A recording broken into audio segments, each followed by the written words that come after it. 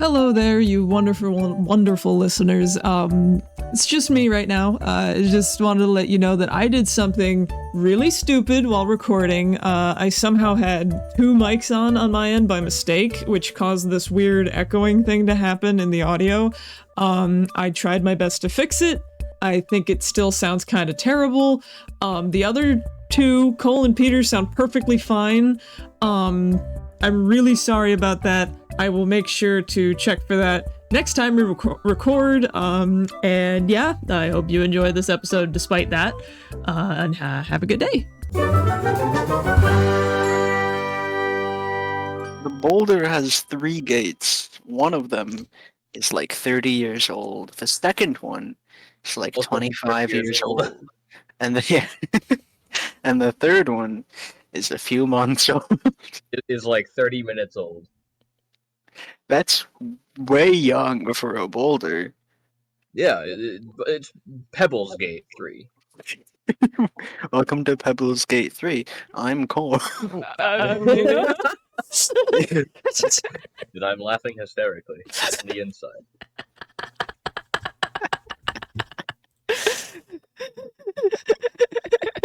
Nice to meet you, laughing hysterically on the inside. What have you done with my friend Peter? He's still here, just under the skin. That's disturbing. You know what else goes under your skin? Not mind flayers, tadpoles. Yeah, that's right. Mind Flayer tadpoles. This is about Baldur's Gate 3, the recent CRPG that was released. I forget how long ago, but it's not longer than like 6 months. I don't remember. Let me check. Anyway, the hit game Baldur's Gate 3 by Larian Studios was released August 3rd of 2023. It's released when? 1 Baldillion players. 1 Baldillion players? Where does that go on the numbers? Oh, you see, that's way higher than a million, lower than a billion. Oh wow. It's larger than 3, which is as high as I can count. Well, you can count to Baldur's Gate 4. Well, you can count to a higher number than Valve can. Good job. Guys, I can't believe Larian can count to a higher number than Valve. It was published by Larian Studios, and so I think this is really fun, because last week we talked about Bethesda, and how Bethesda Game Studios hasn't really put out an RPG that is an RPG. Mm-hmm. It's just a G. It's a game already. It does exist. They haven't put out like an RPG, like designed one from within their own studio for like the last 20-ish years. Meanwhile, there has not been a Baldur's Gate for like the last 20-ish years until recently. Yeah, Starfield got announced, and Larian was like, "All right, fine, we'll bury you one last time." Jesus. You've dug your grave, now lie in it.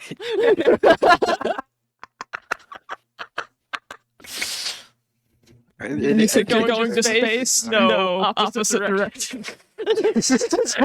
Help. It's very much worth noting that I very much do not believe that Bethesda is like going anywhere near bankrupt anytime soon, because they are still also a publishing studio, so they're fine. Yeah. But Larian sits in like a really interesting spot. I'm going to say this before I get into the game, because I think this is a fun little thing to cover. Mm-hmm. Which is that like Larian is sort of what I like to call a AA game studio. Kind of similar with how I think of Remedy Entertainment, actually, because like, yeah, they put out like some really fucking huge big games some of the time. Like Larian previously made Divinity 1 and 2, Divinity Original Sin, which is also a CRPG that I've heard fantastic things about. Haven't played it, but I've heard it's really good. I'm a big sucker for really any kind of CRPG and or various immersive sims. So this is really just goes like right up my brain hole into the tadpole that got put there when I was kidnapped 3 days ago. Don't worry about it. 3 days ago? Is that a reference to Baldur's Gate 3? So Baldur's Gate 3 is the third installment in the Baldur's Gate series, obviously. And Mm. it's been a long time coming in multiple ways because the last Baldur's Gate is from like a long time ago. The last numbered one, at least, is from like a while ago, multiple decades, at least two. Oh well. Yeah, right. And it's then Baldur's Gate 3 was in early access for a matter of a long time. So so it's been a while. It's been a while in both ways. The I don't even know where to begin other than the beginning. I'm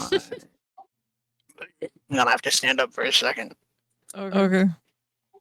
In the The beginning. cord is long. I can keep speaking. Technically, not starting at the beginning, but close enough to it. The thing is that yes, I know. Don't worry. Don't worry about it. We're starting like 5 minutes before. I mean, I'm starting technically a bit before the beginning with like character creation stuff. Like one of the things that I mentioned that was like a little personal gripe against Starfield previously was the fact that like you can choose to be non-binary in the beginning of the game, but that affects nothing in the world, and also doesn't like no one else in the world is you're just alone in this singular identity. And that's weird and kind of really fucking isolating. Hmm. And Baldur's Gate 3, I would be remiss to say, tangentially has a similar issue where you can choose to be non-binary at the start of the game. However, there's not many. I remember there being one or two NPCs that are also. It's just that I don't. None of them are important. So it's a similar issue, but a different one altogether. I do still think that they handled it better, especially because this is getting into some lore stuff. Since Baldur's Gate 3 takes place in the Forgotten Realms, it does unfortunately also inherit a lot of some of the fucked up shit from like 40 years ago, from when the setting was being made. It's gotten better over the years, but it's still not fantastic. And the thing is that of the interesting thing is that some of those have to do with gender stuff. The thing I can Whoa. think of I know, right? But the thing I can think of immediately is that in you can play as a drow, and famously in drow society and the Forgotten Realms, it is kind of like an extreme reverse patriarchal society where you have a lot of women who are like revered as like just like very important in the society. And then if you dare to have like a third son, that third son sure is executed like immediately. Having any more than two is a waste. Uh, Isn't that a matriarchy? they- Isn't it? Technically, it's you could use the term matriarchy for it. The thing is that that has different cultural connections in the Okay. real world that Gotcha. functions differently. Ah.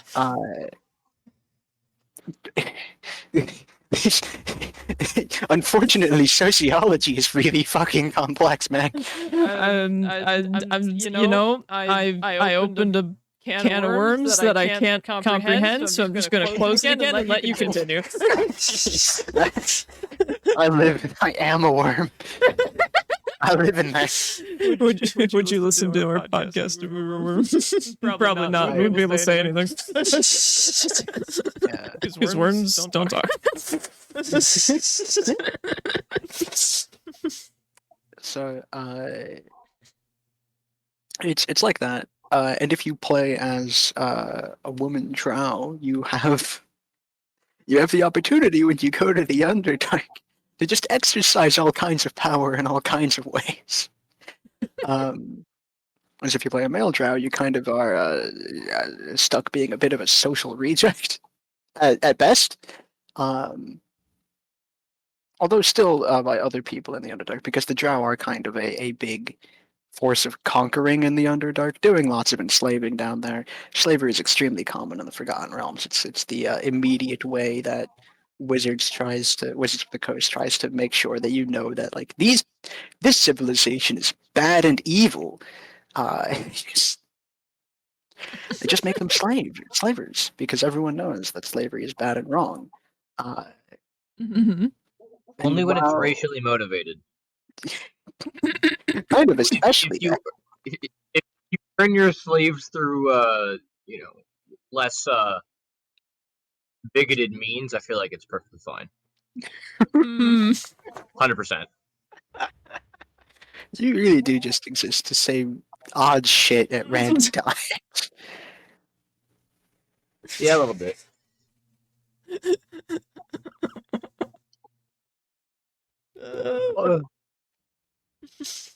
I'm The just point here. is that if you play as a drow that is not a man or a woman, you kind of exist in a weird state between the two, where You're just treated like fine.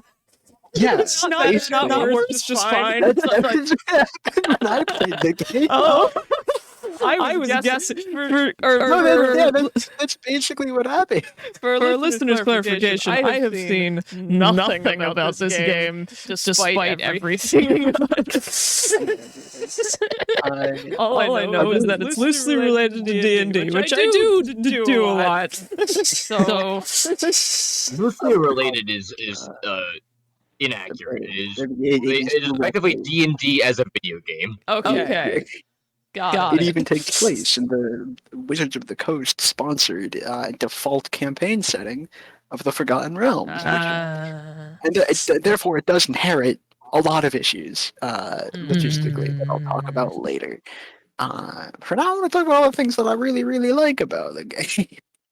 Isn't acceptable. You go through a lot of character creation stuff, and this game has become really, really famous for your character, the traits that they have actually affecting things. Much like in Dungeons and Dragons, you choose your race, class, and background, and then you do a whole bunch of like stat stuff. This game does use point buy for your stats, which I mean, that's fair, I guess. You know, you'd get a little bit of chaos if you were rolling for them, but I like dice. So they should just give me the option to do that anyway. Let me roll. I need a 1 to occur. The everything that you do in character creation affects the game in some kind of way. Mostly in the form of like various dialogue options and having a whole lot of stuff. You get a whole lot of unique dialogue options depending on your race and your class and your background as well. Less frequently your background. Your background has more to do with like what the game gives you inspiration points for. But it does still affect things here or there. Most notably some of your beginning skills, but it is mostly your class and your subclass that affect things, and as well as your character's race. And the thing is that I really can't overstate that this does come up really frequently, but it does come up more frequently depending on the class that you choose. If you choose something like a bard, for example, you are going to get a lot of bard specific options available to you. As well as like it's kind of the same if you play cleric, you have a lot of cleric stuff available to you, and you have even more things available to you if you're a cleric of a specific deity. Like if you're a cleric of Ilmater, for example, the guy who suffers, the suffering guy. And you, as a cleric of him, you also take suffering unto yourself so that others don't have to. You might get some really specific dialogue options in some certain situations. One of them involves you can encounter a different cleric who is a cleric who worships pain and inflicts pain on others, and you can I remember you do get some specific options as a cleric of Ilmater to be like, yeah, I'm familiar with pain. And I think it gives you a bonus to one of the roles involved in that scene. Of a mutually beneficial symbiotic relationship. Yeah, basically. Where like this guy inflicts pain on you and you receive pain as a form of worship. It's a strange situation, that's for sure. Form an immovable cleric structure. Yeah, they just grow off of each other. like entwined trees. No. This is... You get so many specific options. I think the one that probably has the least unique options would probably be fighter. I did not go very far on my fighter character, but I do not remember getting very many unique options for him by the time the first act was over. That sounds about right.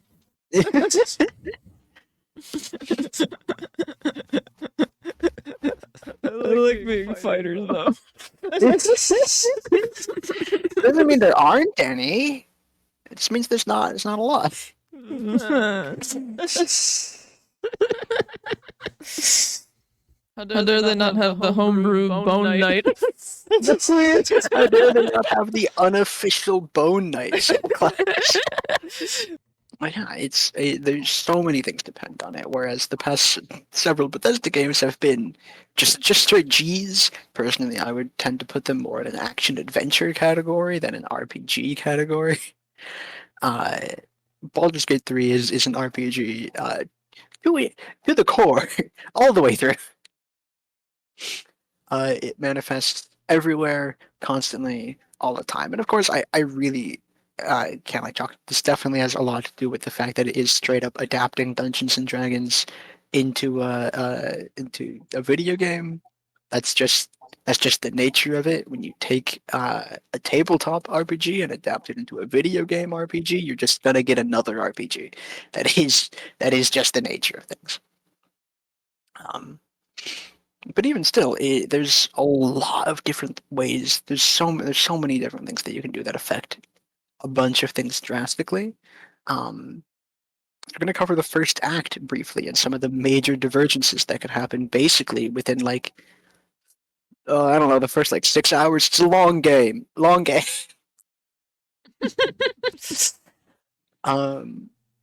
might not have time to talk about more than the first act, but hey, that's what happens sometimes. If that's the case, hopefully that just incentivizes you to buy the game if you haven't already, and dedicate the next like fucking 7 months of your life to it. Exactly. As Larian intended. As Larian intended.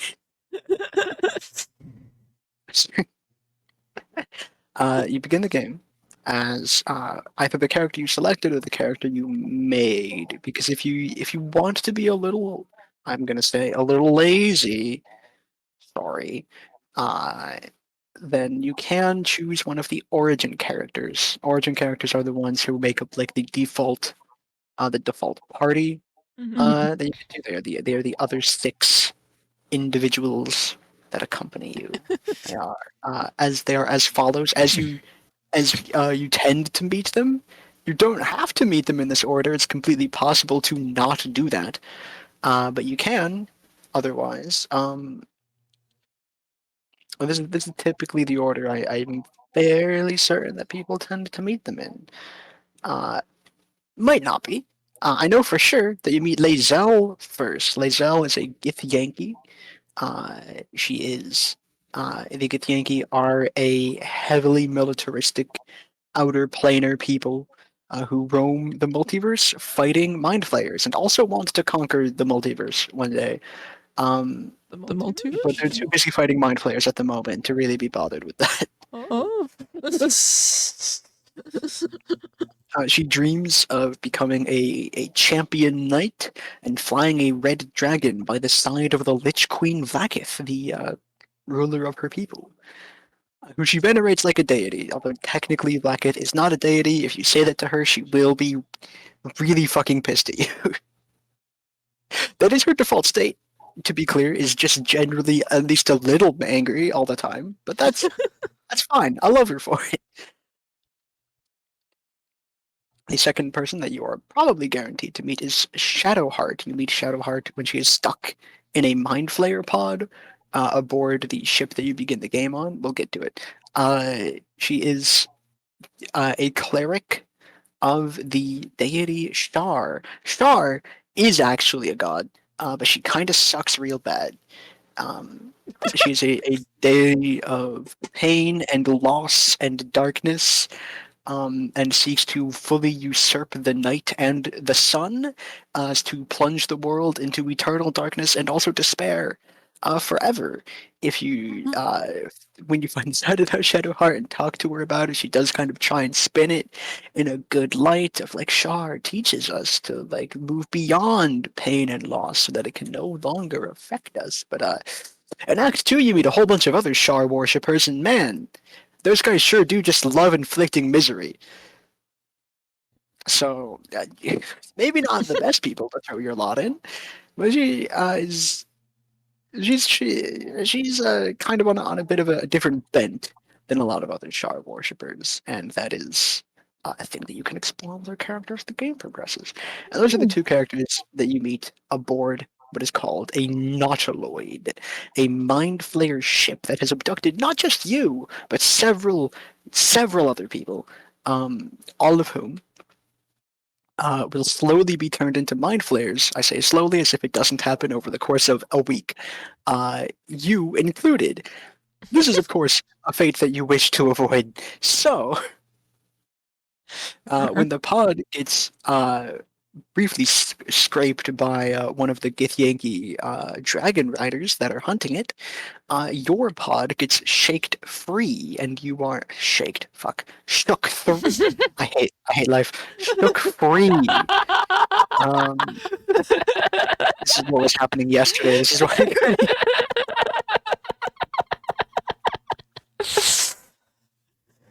It's back. It's back. Voices. Oh no. Your pod gets shook free, and you are capable of going around and getting the fuck out. Lae'zel joins you along the way. She does threaten you at first, but then your tadpole in your brain and the tadpole in her brain do a little connection to each other, and that allows you to realize that you're both in the same situation, and that maybe you can get out of it together. Oh. You find Shadowheart in the pod along the way, and you can free her, in which case she'll be grateful to you later, or you can not free her, in which case she'll be mad. You go through the rest of the ship, and the ship is under attack at this point, not only by Blackith's soldiers, but also by the denizens of Hell, of Vernus specifically. Because the Nautiloid is equipped with a transponder that allows it to shift between various planes, as the Githyanki are multidimensional creatures from the astral sea, so indeed are mind flayers. And they can just bleep throughout various dimensions at will, with the use of the transponder. And in order to try and escape Blackith's minions, they sure did go to hell. And so now they're also under attack by various devils and fiends. As you can imagine, this is not going well for them. So as you reach the kind of command center of the place, you do enter a brief combat with some imps, a Cambion, and a Mind Flayer who is temporarily allied to you as he thinks that you are under his thrall. Technically, the goal of this fight is to get to the transponder, but if you want, you can get a weapon that can carry you throughout a significant portion of the game by killing the Cambion, or casting Command Drop on the Cambion to get him to drop his weapon, or doing any of the other myriad of ways you can get someone to drop their weapon. It's a great sword. It does 1d4 extra fire damage. It's really nice. If you stick in this combat for like 5 turns, There's a few things that make this fight really difficult if you want to stick around and get the sword from the Cambion. First of all, you are level 1. Both your companions are level 1. It would be a difficult thing to kill an enemy that has like 150 something health, even with help from the Mind Flayer. And the Mind Flayer, after you kill the Cambion, does turn on you, and he also has a lot of health and does a lot of damage. And this combat is timed because the Nautiloid is in the process of fucking crashing. You have 15 turns to get to the transponder and turn it on. Otherwise, really bad things happen. As in, you crash and you die. So there is that. And on top of all that, once you get 5 turns into the combat, if I remember correctly, another 2 Cambions show up. So, the game really incentivizes you to actually just go to the transponder as fast as possible. But if you want, because your choice is what matters, then you can stick around and choose to try and get some nifty gear and some items that you can sell for some nice dosh right off the bat from this motherfucker. It'll be difficult, but not impossible. And it just gets more and more difficult depending on your difficulty setting. I'm mostly talking about playing on balanced mode, but there is also casual, which is a lot easier, as well as tactician, and as of recently, honor mode. Honor mode is a thing I intend to play at some point, but it's very difficult because it's permadeath. It's permadeath mode. You also only have 1 save slot, so you can't save scum. You can't manually load that slot, I don't think. You get to the transponder, the Nautiloid crashes, and depending on the decisions that you made aboard the Nautiloid and how you treated Lizelle and Shadowheart, when you find them on the beach area and the surrounding environment, they will behave in various different ways towards you. Things are already diverging quite a lot. If you didn't free Shadowheart's the first person that you're very likely to find. She is just immediately on the beach a little ways up from where you landed. I do not think there's actually any like direct immediate paths that you can reach without running into her. So yeah, if you didn't free her from the pod in the Nautiloid, she will be kind of fucking really mad at you. And depending on the dialogue choices that you choose here, she can turn hostile and fight you to the death. Now, every party member does have a scroll of Revivify on them, so you can, in fact, revive her afterwards. In which case, I don't recall if she is still hostile or not afterwards. But the point is that we've already possibly lost one of 6 core party members just immediately. Just instantly, and gone with Shadowheart is gone with every possible interaction that she could have had with everything in the game, which is so much. And then you go a ways up the beach, and you can run into a wide variety of different stuff here. One of them is sorry, remembering processing. You can run into a variety of party members after this point. There are 2 that that are in the area immediately around the Nautiloid that you're very likely to run into. One is Astarion, the one that God, everyone loves this man. That they do. Astarion is an elf rogue. He is also a vampire spawn, which isn't spoilers because it's extremely fucking obvious. He sure does not tell you for like the next several days, but he's not doing a good job at hiding it.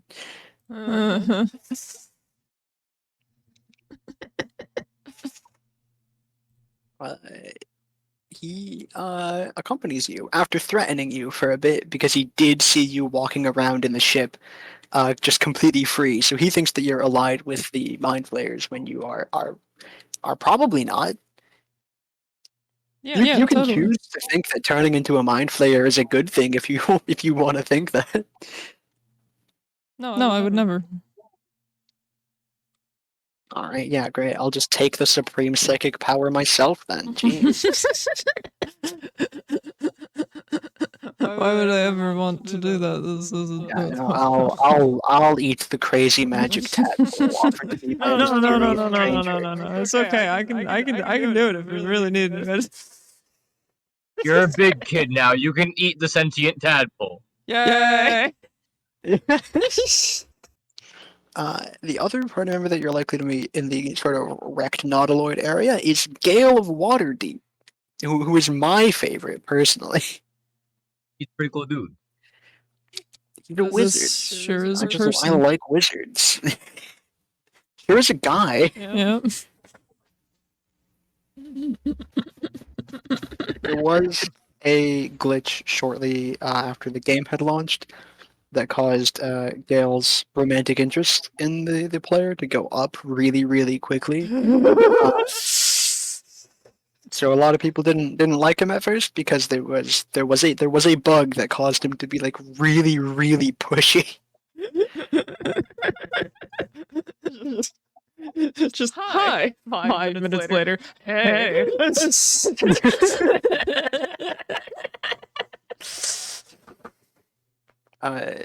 Gale is a wizard. He is unfortunately cursed with a horrific affliction that causes him to want to eat various magical shoes. Shoes? Not specifically, but that is what I feed him.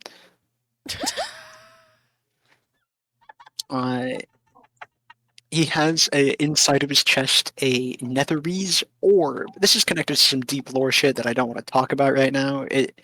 It's not like there's not like any real issues attached to it. It's just fucking. The game's been around for like 40 goddamn years. It's a long, complicated story. All that you need to know is that the orb does eat magic. It is constantly draining the magic from Gale's body, as well as just the surrounding environment.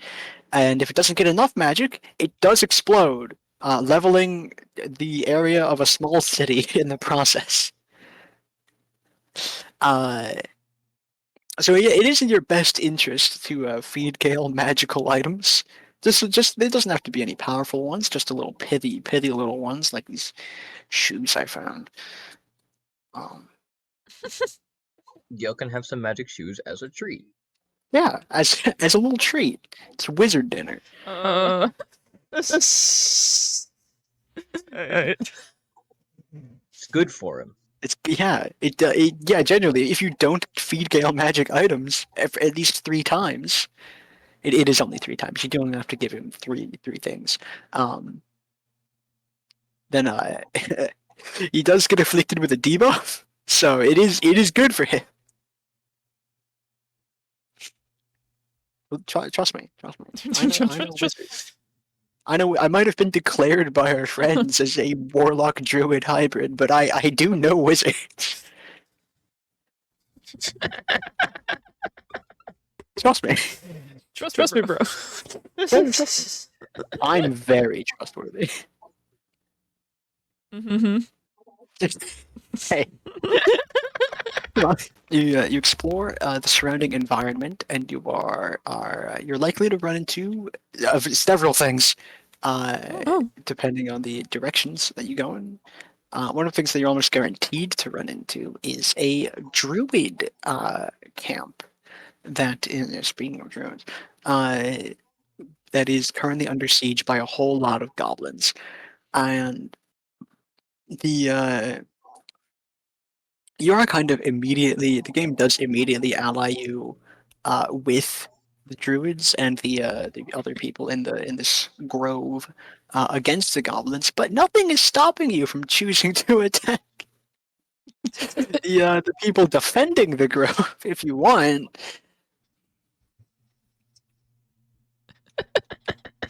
This really is D&D the video game, huh? It does a really good job. But assuming that you do help defend the grove, you are then given access to it, where you quickly learn the plight of the situation. There's a lot of tieflings in this grove. There's a lot of devilish individuals lurking in the grove, loitering. One may say squatting even, and they're there because recently, okay, this is some brief lore stuff. The an entire city was dragged by the previous archangel, now archdemon Zariel, into a place, into Avernus, where the game technically begins. And all the denizens inside were also taken into the city because Zariel wanted soldiers for her army to fight demons, because devils and demons in the Forgotten Realms are constantly at war with each other. They are two different things. Got it. The continued war that just goes on forever and ever and ever needs bodies, and so Zariel pulled a whole fucking town into hell, whole city into hell for bodies for her war. Seem upset about this. It's just kind of a bit of a fucking absurd thing to do. You would think there would be no shortage of bodies in hell, because it's very, very easy to go to hell in D&D.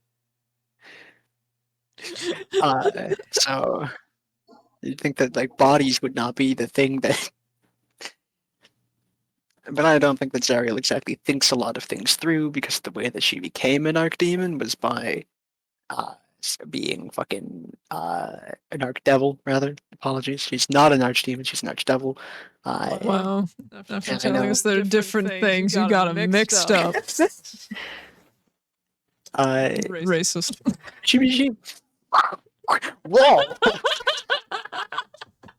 She became an archdevil in the first place because she used to be an archangel, but she was like, hey, why aren't we doing anything about this kind of eternal war going on in the hells? Like, I want to get involved in that. She was still an angel of like battle and conquest anyway, so Perfect. so she went down to hell, and she got kind of manipulated by several devils into becoming a devil as well. She doesn't really seem to mind, because she does just really like fighting and killing. So don't care what I am, all I need is violence. anyway, that city did get returned to the surface, but in the process, a lot of people. I don't remember if it got returned to the material plane or not. I don't remember, but the people did, and they were displaced massively. And so there's a group of tiefling refugees in the Druid's Grove that are seeking to get to a place, a mythical place called Baldur's Gate. 3? No. Uh-uh. Upon entering the Druid's Grove, you have the potential to get a third, fourth, fifth.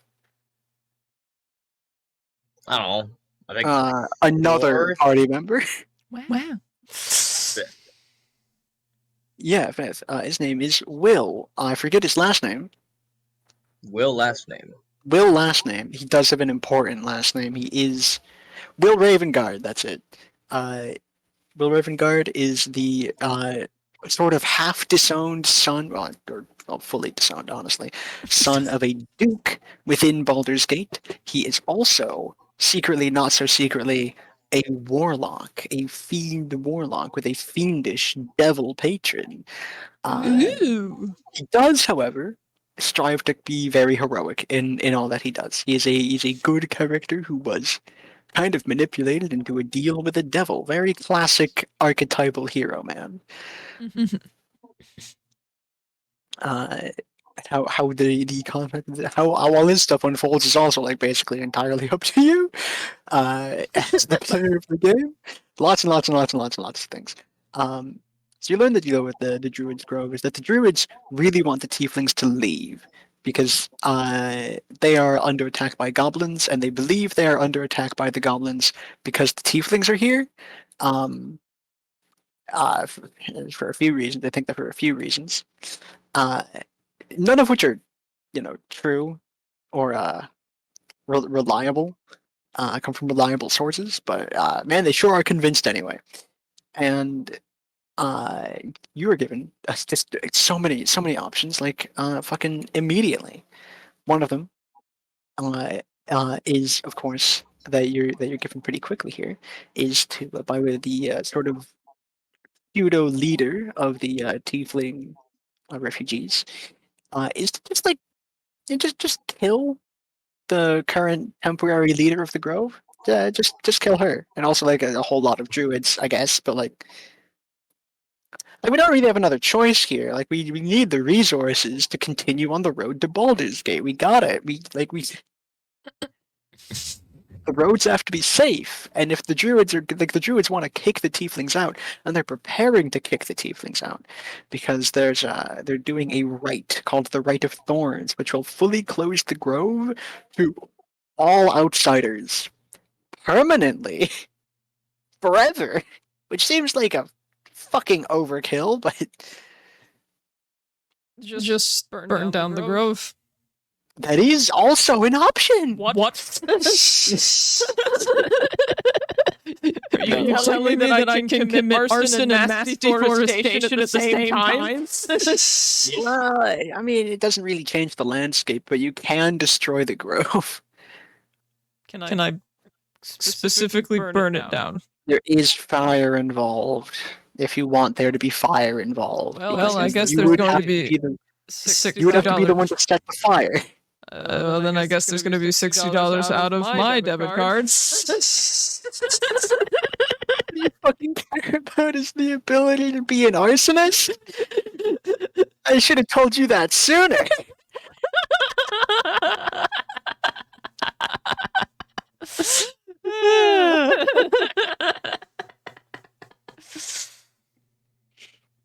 There is, yeah, that is technically an option, and we'll get to it. Yeah. Because after learning the situation in the grove, it is, at least at this point in time, eminently kind of fucking unsolvable, at least in like any way that benefits the most amount of parties. Because the current sort of like acting leader of the grove is only the acting leader of the grove, because the actual arch druid in charge of the grove went to the camp of goblins to try and figure out why they are being so much more hostile recently, and he has not come back. But the temporary leader has taken a much more extremely hostile stance to the tieflings in the meantime. One might call it racially motivated. It is. One might call it that. I said one might call it that. I'm leaving it open to interpretation. Get open to interpretation. Viewers' It's sake. not like spelled out in plain text that she just really fucking hates tieflings. Allegedly. And she hates tieflings so much that she's willing to murder a child. Oh. Yeah, you see, when you first get here, if you, depending on which, I'm going down the route that is tangentially similar to the one that I took, but I will be talking about various other things that you can do shortly thereafter. You get spoken to by the kind of leader of the Tiefling refugees, and he's like, "Hey, can you go talk to the current lady in charge and like try and talk some sense into her? Because like we can't leave while the goblins are still like ravaging the fucking roads. They'll kill us all. Like we would not be able to defend ourselves like that." So you go there. It's like he thinks that the druid that the druids will listen to you because you did just help save the grove. Like you are significantly more capable than most of the other people there. Even at level 1 or 2, you could be level 2 by this point. By the way, that's fully possible. Wow. I know, right? You get there. And so I think that because you just help save the grove a little bit, so like he thinks they'll talk to you. in a more balanced manner. This is not the case. You get there and you find out that you go to the center of the grove. You're allowed into the center of the grove first of all, but then uh, you find that the current leader, Korga, she is interrogating a child who stole a piece of ceremonial item, a ceremonial idol that is allowing the druids to perform the Rite of Thorns. Uh, and she doesn't want that to happen. So this kid stole it, and she is about to murder this small child using a with her pet viper. Uh, so you know, perfectly sane and reasonable response. Yeah. Makes perfect Like, sense to me. Can step in here to try and save the child, and depending on the numerous dialogue options that you have to make here, you can save her. You may have to make a persuasion check, or a deception check, or an intimidation check, or something. There are several different options here, and there's some, if you choose like specific ones, you actually don't have to make a check at all. There are ones that will be unique to you if you're playing a druid in this situation that you can choose. That'll give you advantage, possibly. If you're playing a tiefling, she doesn't trust you whatsoever. So yeah, there's that. I just imagine this. I just imagine this in a D&D setting where it's just like roll persuasion to convince her to not kill the child. You just hear the dice rolling. It's like, I got a negative one. What's that get me? I got a negative one. She kills the child in front of you. And then blames you for it. It's your fault. You can also just murder the child right in front of you, depending on exactly what happens here. What if I kill her first? Well, then she doesn't murder the child, but then also the majority of the grove turns hostile. So that's dumb. I can tag him. I mean, yeah, I guess if you do want to fight, like, Why would the grove become hostile to you when you're clearly in the right? Because they kind of they're kind of filled with this thing called blind obedience to whoever's in charge. Skill issue. I mean, yeah. There is yeah, but anyway, I in my playthrough I managed to save the kid without murder, and then went outside the druid camp to try and find other solutions, specifically to go to the goblin camp to find what the fuck happened to the actual leader of the druids, and hopefully he's still alive so that he can smooth this situation over. Yeah, he is alive, but a lot of other things happen along the way. Notably, you get a proposed deal with a devil who offers to help you find a way to deal with the tadpole in your skull. It's worth noting that at this point in time, you have very likely long rested at least once or twice, meaning that like a few days have passed. Normally, you'd be like halfway through Mind Flayer transformation right now. You'd have horrific tentacles sprouting from your mouth, and you wouldn't be able to speak anymore, and your skin would be falling off your body, and your bones would be distending inside you, and your organs would be turning to mush. So radiation poisoning. I don't think radiation poisoning involves tentacles, but All the other stuff, in every other way. At least large amounts of it would. You've never had radiation poisoning. How would you know? Yeah, I am still alive. Yeah, good point. You get a deal proposed to you by a real bona fide devil. And man, oh man, he's good at manipulating people. I'll give you that. A variety of responses from your colleagues at this point. Your possible up to 5 colleagues at this point in time. But while you're exploring the area around the grove, you are likely as well to come across an old temple that some people are trying to break into. You can convince them to leave, but if you don't, they will start fighting you. And yeah, they will start fighting you. You can't. It's worth noting the entire time as well. Uh, excuse me. You do have the option to turn on. Every single character has a passive ability to activate non-lethal attacks. This does not change much most of the time. Usually when a character is knocked out with non-lethal attacks, the game still considers them effectively dead. But like, yeah, if you are playing a character that's like not super chill, not really down with murder, you can have them not murder people and still basically reap all the same rewards as murdering people. Wow. That's nice. The thing of this continues. This continues. If you go into this old temple, you will eventually, at some point, probably find a very mummified guy who talks like he kind of came out of Shakespeare, but also like a vague modern understanding of Shakespeare. It's not poorly written Shakespearean English. It is, however, it's still quite jarring. I read the modern English translation of Shakespeare. I know. An old ass man named literally calling himself Withers. He's great. He's my great granddad. Is he withering?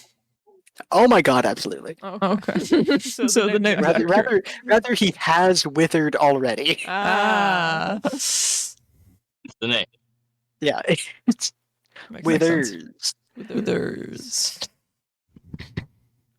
Withers, my man. Withers! You want to go bowling?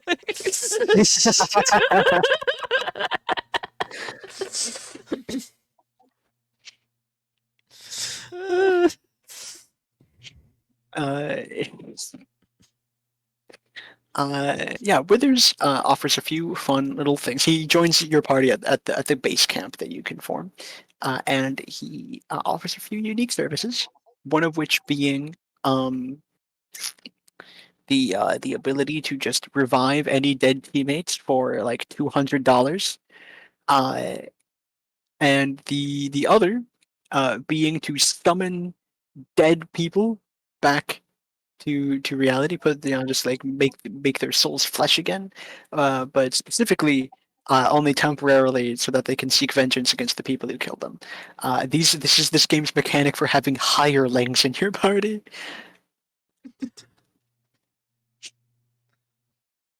Yeah, in case you need someone with like a specific build, but you don't want to respec any of your actual party members.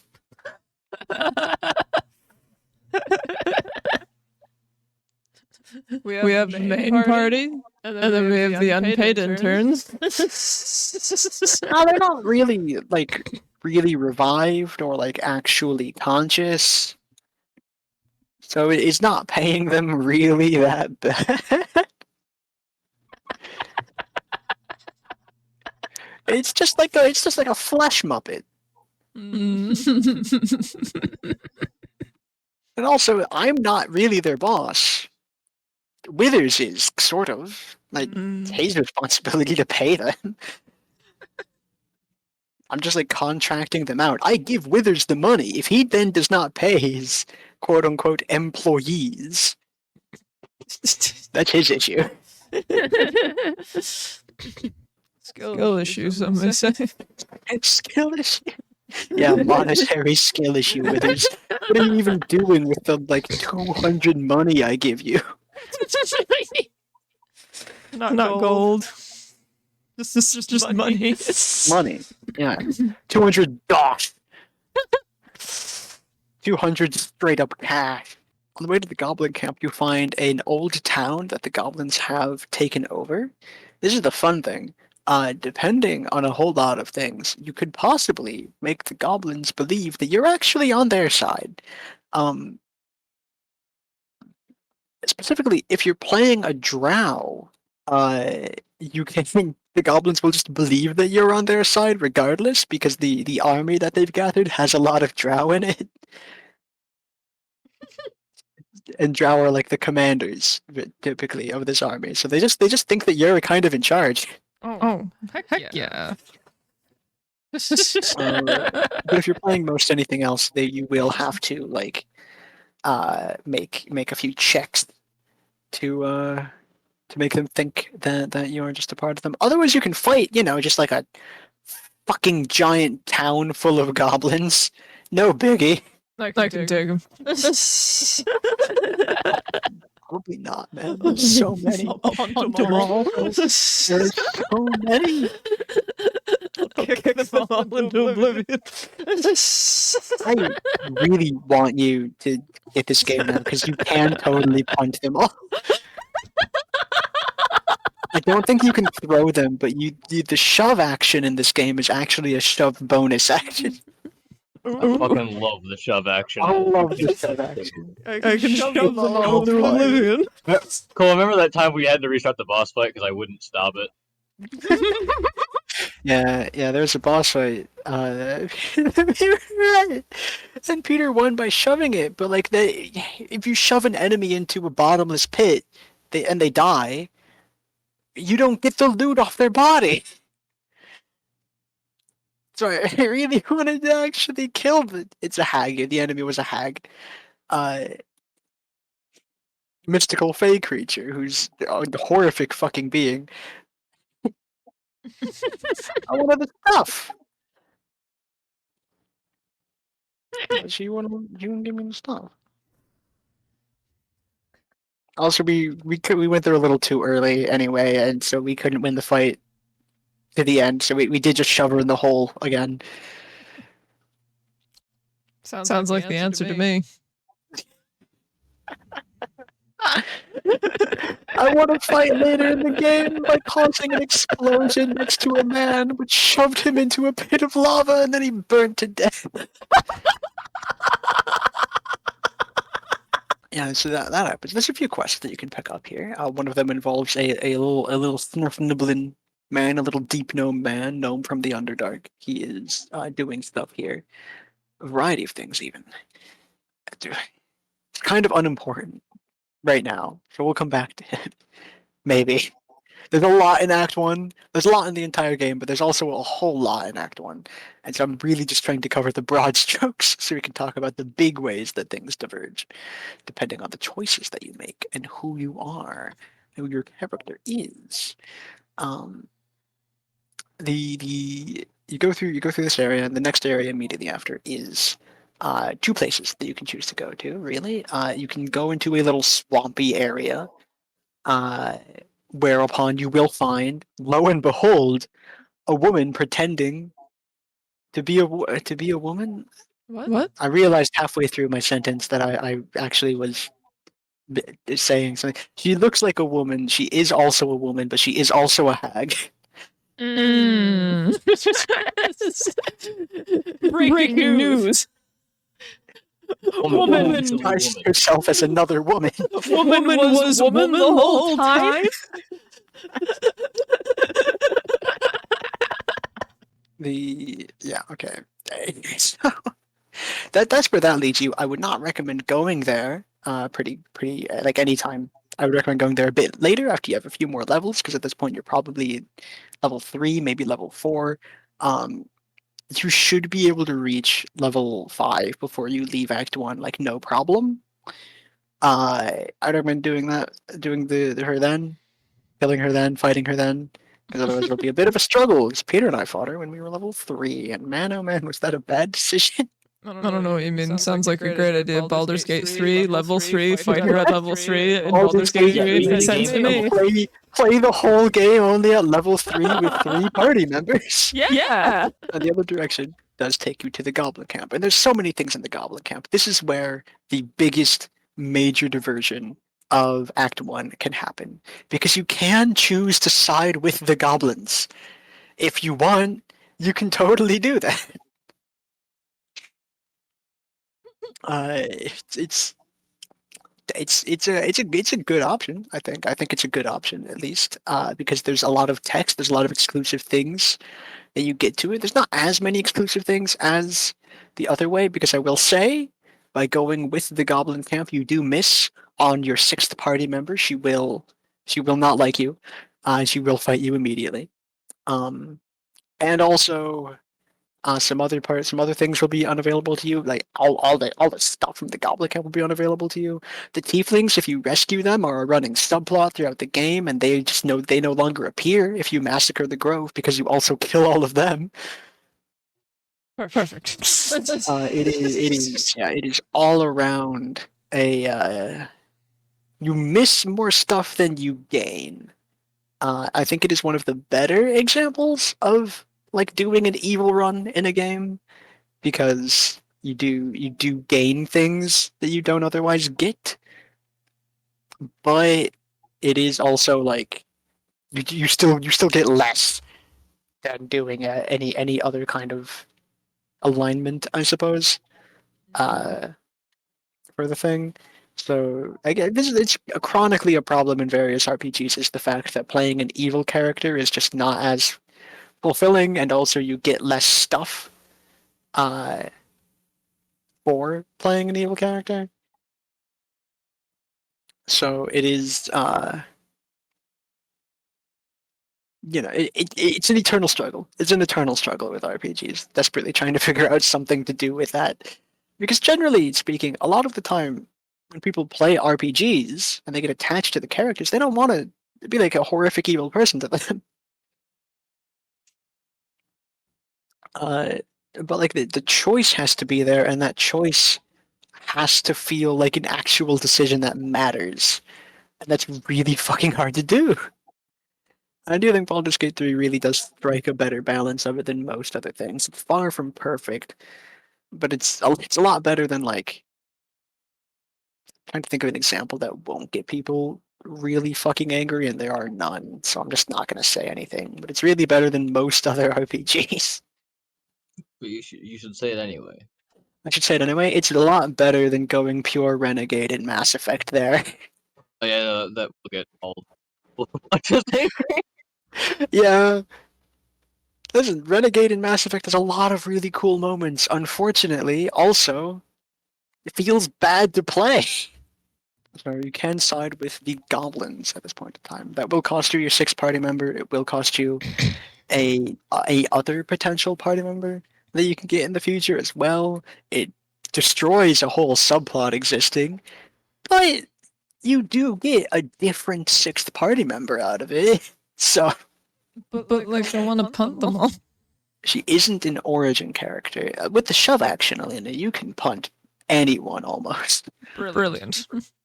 So, If I side with them, I can't punt them. But I. you know who you can Oh, punt? yeah, you instead? absolutely can. Yeah, you absolutely can punt. You can betray them if you want. Wouldn't that make punting them more fun? Yes.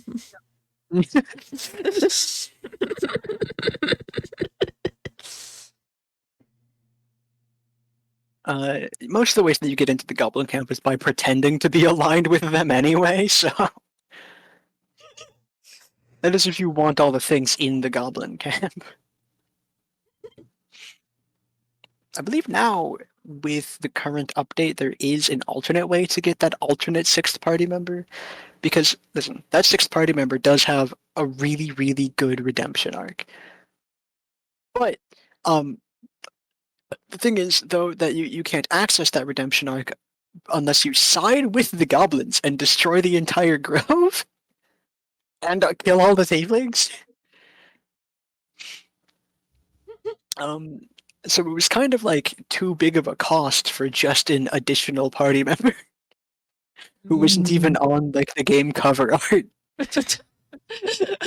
I don't want you on my team. You're not even on the cover.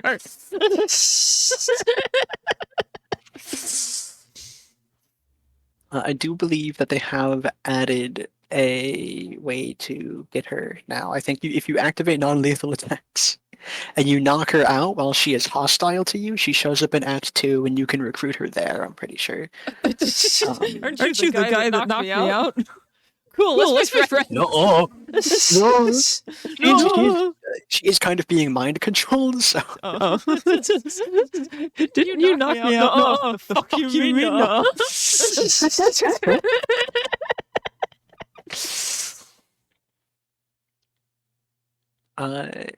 There's a few things that you can there's a few things more that you can do before you decide to support the goblins or the tieflings.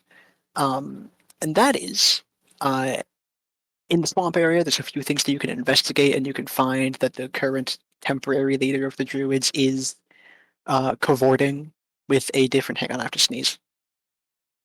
It went away. Shit. It will come back later. Yeah, absolutely. It'll sneak up on me, and there'll just be a sneeze in the recording. That's fine. As long as you don't like blast out the eardrums of our. Hey, I'll try. You're not a father yet. You can't do that. No. There's a few other places that you can go. Healy, the other parts of the swamp, to find out that the temporary leader of the druids has been cavorting with a different druidic circle that is just very evil. So that's fun. And also, there's the mountain pass area, or the area immediately before the mountain pass, that you can explore. And here's where you find a whole lot of things, including, but not limited to, a whole lot of gnolls.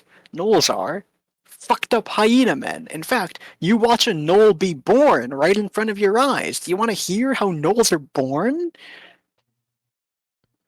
A little bit. It's not a normal process. Okay.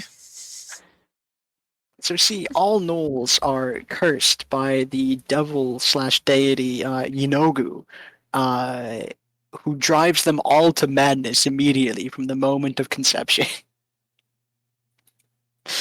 Gnolls are born when a hyena, a normal hyena, it gets really drunk on blood, goes fucking insane, and then, from out of its body, while it is still alive, crawls a gnoll, just fully formed from the flesh sack that was once this hyena. So that's fun. That's fun. That's how they work. You literally watch one explode out of a hyena in a shower of gore and viscera.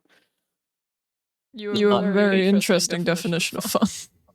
Yeah, this does not change my or the fact that gnolls are still my favorite of the two enemies that can be dangerous if wizards will give them higher CR enemies. The other one. Other ones, I think you mean goblins, kobolds. That's the main trio. True. There are other like orcs. These gnolls are really dangerous. Yeah, they can be. Wizards refuses to give them fucking stat blocks to reflect. I just realized I forgot to mention When they're something. backed really by backed and conceived by the fucking primal demon of hunger and insatiable hunger. Yeah, that is the thing they're driven insane by. And they are capped at CR2. Fuck. Yeah, my level 3 characters are like slightly quaking in their boots. These gnolls are really fucking scary, honestly. They're pretty difficult enemies. I also just realized I forgot to mention something really important, which is after the crash site, way back after the thing first crashes, you can find Lizelle pretty quickly again. She's in a different place. She's being kind of held captive by two tieflings who don't think that she's a friendly face, because she's not friendly. She's actively hostile to basically everybody. But she does still. You don't understand. It's not that I hate you. It's that I hate everyone. She does still want to help you, because she wants to get you to a place called a creche, which has a purification device of some kind. She believes. She is wrong, but she believes that wholeheartedly. She is breaking like fundamental laws over people to try and help you. She's just not nice about it. She's the nicest Githyanki you'll ever meet. And I think that says something about the Githyanki as a people. Culturally. It's kind of what happens when you really, really promote intense militarism in your society for like, I don't know, a good 10 centuries. A fucking millennium of A millennium of xenophobia. conquering, yeah. I would not be wrong either. Yeah. The thing, so that happens. You can bust her out of the cage and free her without having to kill either of the tieflings. Thank God. It's a whole ass misunderstanding going on there. Back to way fucking later though. Uh, in the mountain pass again. We're back here. This is where you can also, among many other things, encounter your sixth and possibly final, if you don't recruit anyone else, party member, Parlak. Uh, Parlak is a tiefling herself, and she's actively being hunted currently by Will because his patron has lied to him and named her as a devil in the service of Zariel instead of a tiefling that was previously in the service of Zariel against her will. It's just hiding details from him to get him to do her dirty work.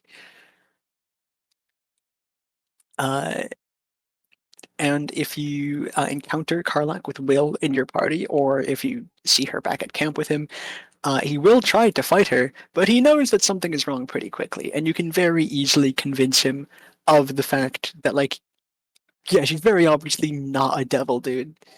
You've been misled on purpose. You've been bamboozled. Karlak was conscripted forcibly against her will into the Blood War, on specifically working under the Archdevil Zariel. She was specifically sold to Zariel when she was, I think when she was like a teenager. She's been in Avernus for years and hated every minute of it. But she was and is really good at murder. She's a valuable, valuable party member. And very importantly, her her heart has been replaced with an infernal engine, and it is slowly killing her. Oh. So that's just wonderful. Her entire plotline is about trying to find ways to fix the engine fully so that it doesn't kill her and explode. It ends sadly. It does not necessarily end with her dying. It's just that the engine literally cannot be fixed in a way that will allow her to be on the material plane, so she has to go back to Avernus, or die. The recently added epilogue does spell hope for her, however, so that's very nice. There were other parts of her quest line that were probably supposed to have her be able to exist in the material plane indefinitely for at least as long as her life would be, but unfortunately, most of it was cut due to time, so we're now stuck with this bittersweet ending instead. Darn. Which honestly I'm fine with. It's still very poetic, I think. Very nice. And sometimes things are tragic, and that doesn't make them worse. That's true. You can encounter her there, and you can very easily convince Will not to fight her because he knows immediately by looking at her that, like, this isn't a bloodthirsty devil. This is just some random fucking warrior. Ah, man, I'm gonna be in real trouble with my patron later. And he sure is if you choose to not fight Karlak, because she turns Will into specifically she turns him into a devil, and this is where like some text issues get really weird in the game. She does make him into a fiend as punishment for going against the contract, but like he doesn't really look all that different than like really any other tiefling. In fact, he looks more human than most tieflings because like most tieflings all have like really outlandish skin colors. They are like very bright reds and blues and things. Mhm. They're like very very non-human skill colors. Will is just a black man. Like, Okay, but he looks why does he have to be black? I mean black the real world race, not black the color. Yeah, I know. I was just You were channeling all the racist Baldur's Gate 3 fans. Don't do that. But that question does actually have an answer, and that just is. First of all, he just is. But second of all, it goes into the more interesting thing I think about it all is the fact that all of these origin characters that become your party members were originally Magic the Gathering cards, because Wizards of the Coast and also Hasbro, Hasbro owns Wizards of the Coast and Magic the Gathering. And so they've released several Magic the Gathering cards and decks and themes and whatever that have to do with the Forgotten Realms and other Dungeons and Dragons properties. And all of your origin characters are characters that are technically from Magic the Gathering, including Will, and he was black there. So it's just a direct adaptation of the character. Nice. Fair enough. Christ, Peter. What? You're gonna get us killed one day. Socially murdered. you are not like this in normal conversation. The point here is that I don't quite get the conception around Will becoming a fiend, because he does still look. He just has horns now. Maybe his feet turned into hooves. I don't remember, but he mostly just has horns. He still looks like a human man with that one exception. I feel like he has a complex about it because he doesn't. I mean, obviously, if your appearance drastically changes against your will, you're gonna have a complex about it. Against your will? Will? Is that a Will? will reference? Will Ravencard reference detected? Well, you're never gonna believe this, but yes. I knew it. Then what continues to occur afterwards. The few other things that you can do in the area. This also relates to Will. Is that there is a fancy house that is burning. It's on fire by the time that you get there. It's been set on fire by some people who are a part of the cult that the goblins are a part of. It's referred to as the cult of the Absolute. Weird. Anyway, the place is burning, and someone that Will knows is in there. So you can have him. You can have it. This is a fun moment here. You're ordered by the guard captain here to help kick the door down.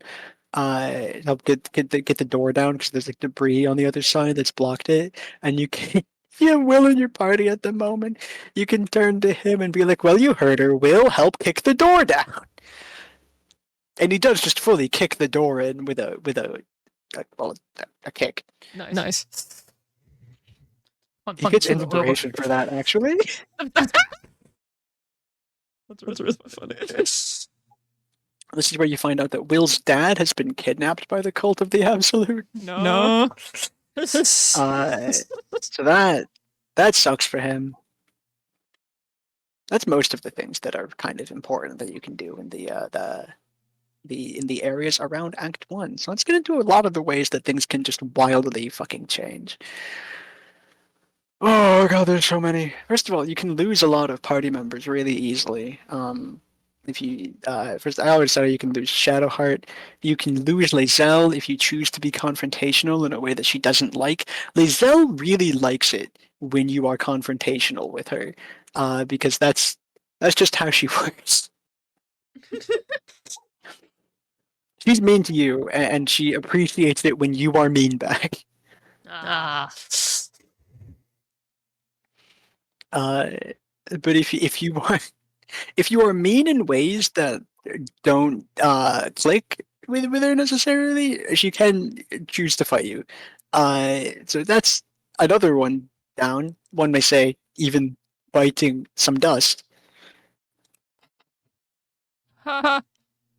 Thanks. That means a lot to me. I'd try. I hope you can feel my judgmental stare there. If you just start killing people the moment you get to the goblin camp, you sure can just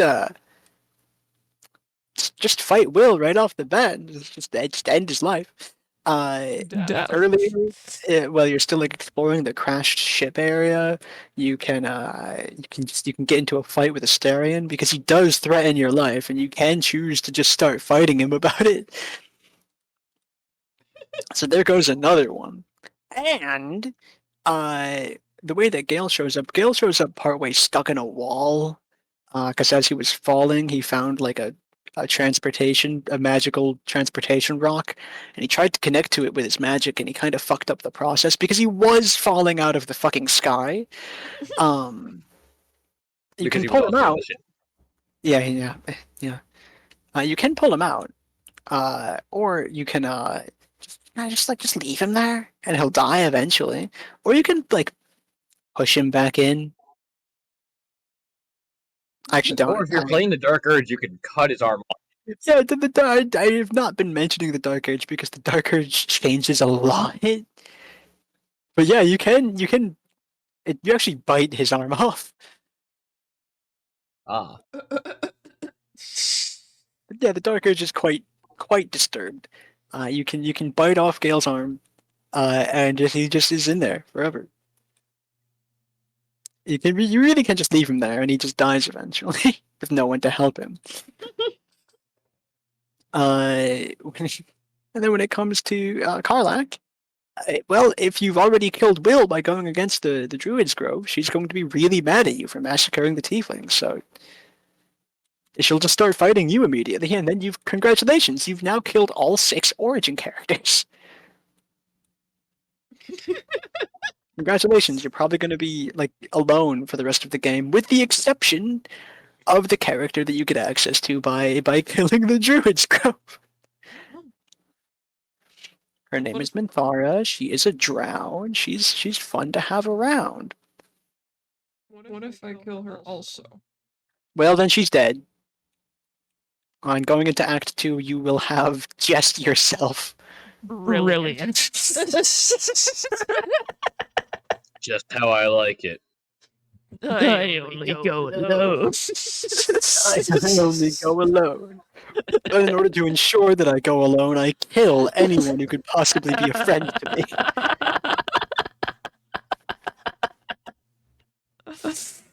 Long live the kingdom. You get frankly too many choices to really sum up in Act 1, but those are like the major ways that things can change, is by like siding with the goblins against the druids and the tieflings. In which case you don't get the druid's leader as an ally, because the real druid's leader, the druid's actual leader, is held captive in the goblin camp. He's wild shaped into bear form, so that's that's good for him. Congratulations, man. He is there, and you do get him as a party member halfway through Act 2-ish. If you don't massacre the Druid's Grove. But if you do, you don't get him either. And he, that's one of the big ways that things change. If you massacre the Grove, but you don't kill the Tieflings, like you side with the Tieflings against the Druids, you do still have to end up killing the Goblins. And also, you actually don't lose the Druid's like actual proper leader as a party member at all. He actually ends up caring more about the Tieflings than the members of his grove, especially because the members of his grove were planning to do some fucked up evil shit. And he's not about that. So that's kind of weird of him, but hey, whatever, I guess.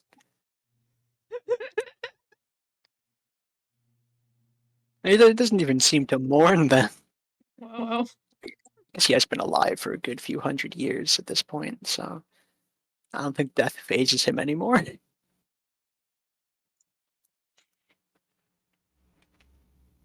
There is just so many other ones. Depending on the way that you deal with the hag, she can also show up later. If you sorry, Peter, this is spoilers for you, but I don't think you care that much. If you just kill her, she shows up again in Act 3, way later in the game, because she kind of has a bit of a phylactery herself that enables her to not fully die. She's not a lich. She's not a proper lich. She just is pseudo-immortal in some other way. Basically, there are these mushrooms, and her body regrows from the mushroom spores whenever she dies. It's like a fucked up version of the clone spell, essentially. Nature's fucked up. Sure is, especially when there's a hag involved. Unrelated, but on the topic of nature being fucked up, bees apparently die when they have sex. Like, they explode repeatedly. This has been your Discord status for the past few days, and Yeah, I wasn't gonna ask about it.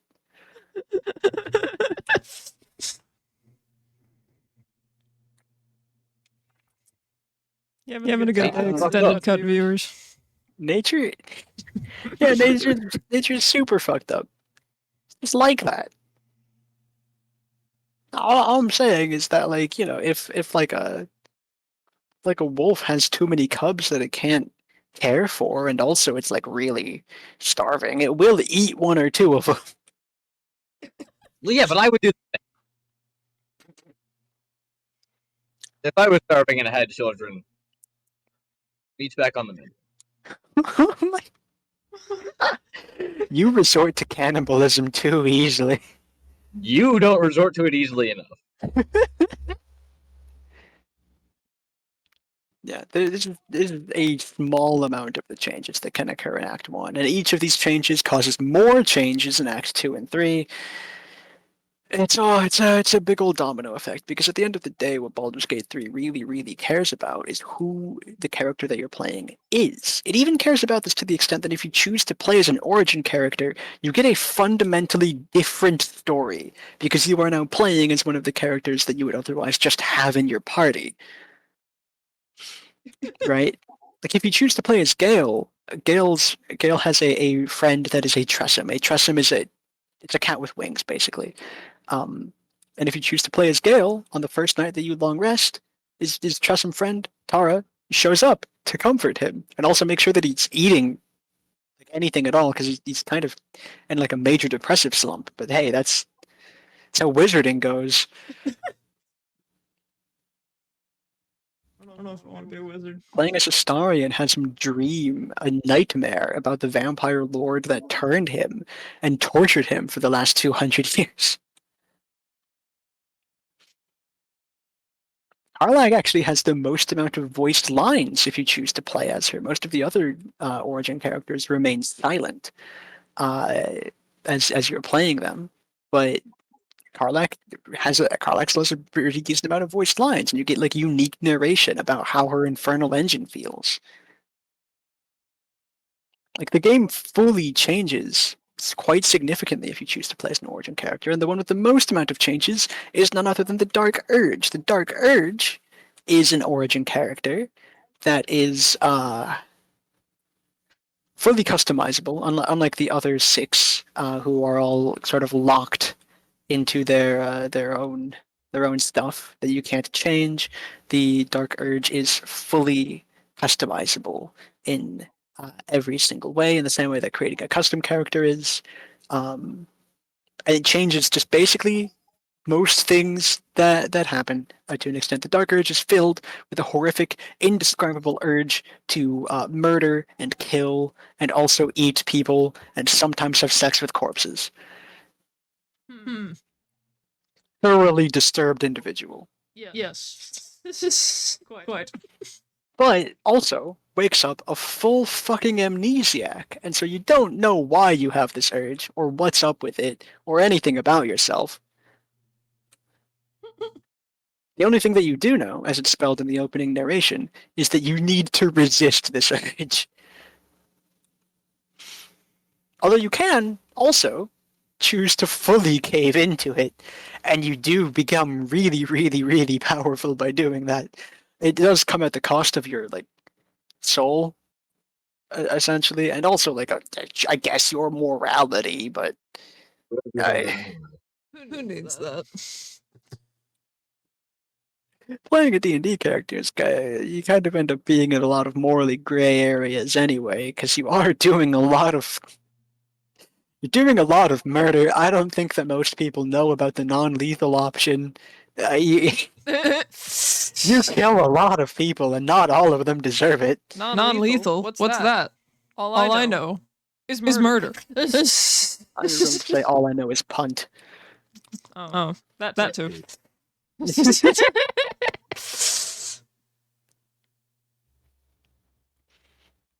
Yeah, so like everything changes, but a lot of things especially change depending on the opening choices that you make in character creation, and that I think it truly shows a dedication to the RP and RPG to tie it into last week,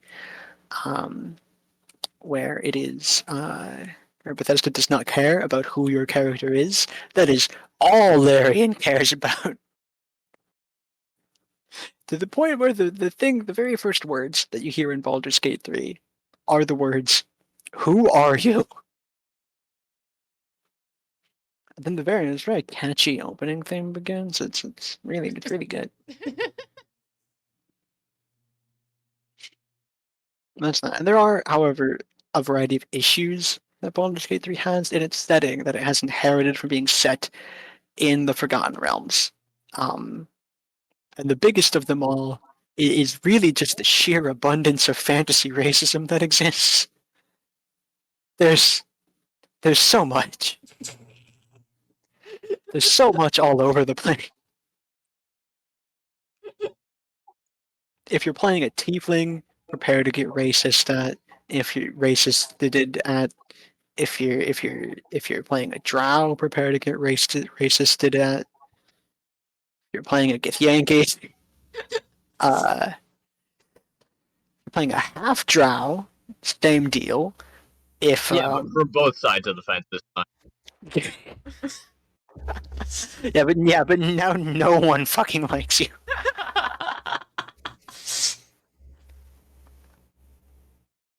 There's so much. There's so much fantasy racism in this game, and that's because there's so much fantasy racism in the Forgotten Realms. And like, yeah, the point is made repeatedly that yes, more often than not, or basically every single time, the fantasy racists are bad. The only time they're not like immediately evil is, I would say, Lizelle, but she's mean to everybody. So I don't know if that really. I mean, I think it does kind of count. She hates everyone from the material plane. She gets better. Is all I can say about that. Minthara also is kind of in a similar way because she is still a drow. So even when you break the kind of mind control that she's under, she was still born and raised in drow society, and she still is a bit of a supremacist.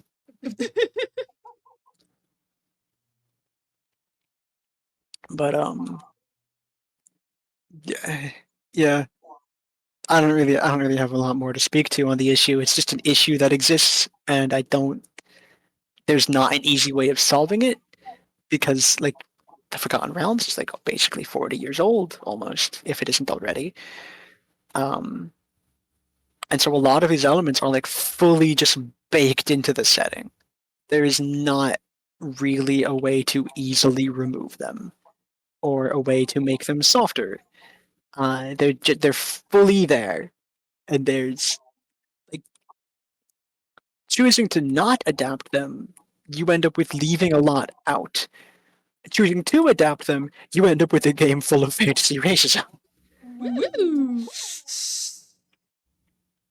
So it's kind of a lose-lose situation. You're damned if you do, and you're damned if you don't. Because these fucking concepts are so incredibly baked in to the setting that taking them out, you lose so much because so many peoples in the Forgotten Realms are defined by the fact that they think they are the best ever to exist, and like you end up losing a lot of flavor when that is removed, and it sucks also that so much of the flavor is just fantasy racism.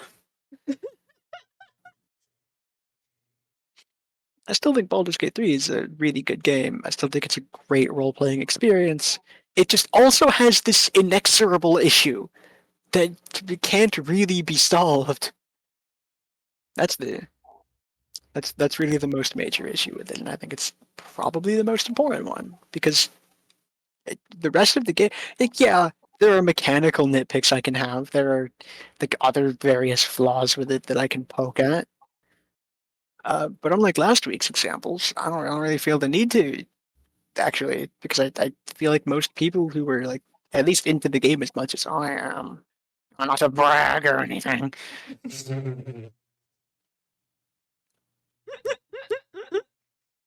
I feel like at least most of the people that I run into are fully capable of like going through the fact that the game does have a variety of flaws in it. But most of them are a lot smaller things. There's no like massive overarching problems, like the fact that there's no role-playing in the role-playing game. There's plenty of role-playing in this role-playing game. You mean there's role-playing in the role-playing game? Yeah, they put role-playing in my role-playing game. That's crazy. Why would they put role-playing in your role-playing game? I don't know, man. That's basically most of the things I have to say about Baldur's Gate 3 that can be put into a single episode. The point has gotten across that like the game cares about who you are to a very, very incredible extent, and it's very well done. Nothing else? We're all good? Yeah, I think we're all good. I don't have anything else really that's super important to say. All right then. Peter, do your thing. Oh right, yeah, I forgot I have a job here. I'm just gonna make funny jokes sometimes. You really whiffed twice this fucking episode, so. That's the sound of me throwing Peter into the pit.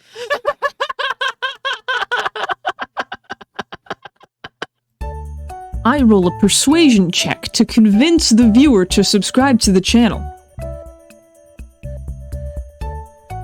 That's a nat 20. You know what that means, don't you?